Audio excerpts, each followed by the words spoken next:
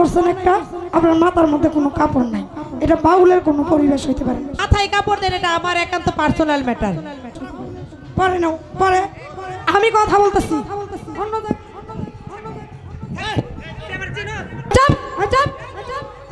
একটা কান কি তুই তুই একটা বেশ্যামে, কাপড় দি খুললা পরে আমি অ্যাসিড লাগাই দিয়াম, তার কাপড় দিয়ে আমি মঞ্চে খুললা পরে লবণ লাগাই দিয়াম। হাই আফা, একটা কথা বলি। কি বলছে জানো? বেশি কিছু বলিস না মন, বেশি কিছু ভালো নয়, বেশির কাছে কম না থাকলে বেশির কি আর মূল্য রয়? ছোট বোন আর বড় বোনের লাগে না। আমি একটা কথা বলি এখন, সালাম ভাই আপনাকে অনেক সম্মান করি, ঠিক আছে না? কোথাও অসম্মান করছি? করি নাই। কিন্তু কিন্তু সারা রাত্র গান করছেন আপনি, একটা গান 4 বার করে গাইছেন, 3 বার করে গাইছেন আস্তে আস্তে। আমি আপনার অন্যায়টা বলতেছি না, এটা ফ্যাক্ট, এটা ফ্যাক্ট। একটা বাউল মঞ্চে একটা মাজারে আইসা প্রথমত আপনি অন্যায় করছেন একটা, আপনার মাথার মধ্যে কোনো কাপড় নাই, এটা বাউলের কোনো পরিবেশ হইতে পারে না। পরে নাও, পরে আমি কথা বলতেছি, পরে কথা বল। শোনা মাথায়, আমি একটা কথা বলি প্লিজ। উনি তো সারা রাত্র মানে কথা বলার চান্স পাইছে না, এখন কথা বলতেছে। মাথায় কাপড় দেন, এটা আমার একান্ত পার্সোনাল ম্যাটার। ইয়েস, আমি মাথায় কাপড় দেন, এটা আমার একান্ত পার্সোনাল ম্যাটার। আমার এভাবেই মাঠ খাইছে, আমি এভাবে গান করি। আর গান লম্বার ক্ষেত্রে উনি কিন্তু অনেক লম্বা করছে গান। এখন আমি যে মিডিয়াদের বলছি যে গানটা একটু ছোট করে দিবেন, এখন গায়ে লাগছে। আরে শোনো, তোমার সাথে আমার তুলনা করবে না, আমি আমার মতো, তুমি তোমার মতো।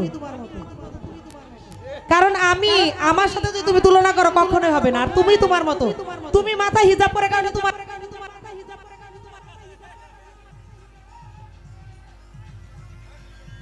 হ্যালো, আসলে কি জানো, তোমাদের মতো কিছু মেয়ে শিল্পীর জন্য আমাদের বাউল জগৎটা নষ্ট হয়ে গেছে।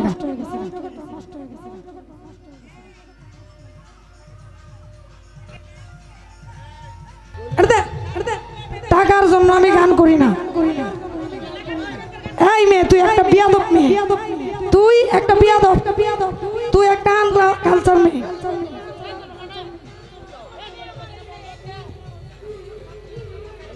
তুই একটা বিয়াদব মেয়ে। শুরু থেকে তোর একটা গানের 6 বার করে গাইছি, এটা বাউল গানের নিয়ম, এটা মাজারের মতো গান গাইতেছে। তুই মাজারের মধ্যে গান গাইতে আসিস না, অন্য জায়গায়।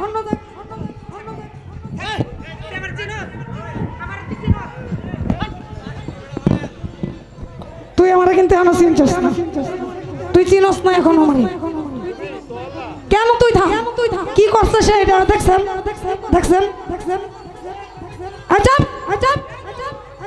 একটা কান কি তুই একটা বেশ্যামে।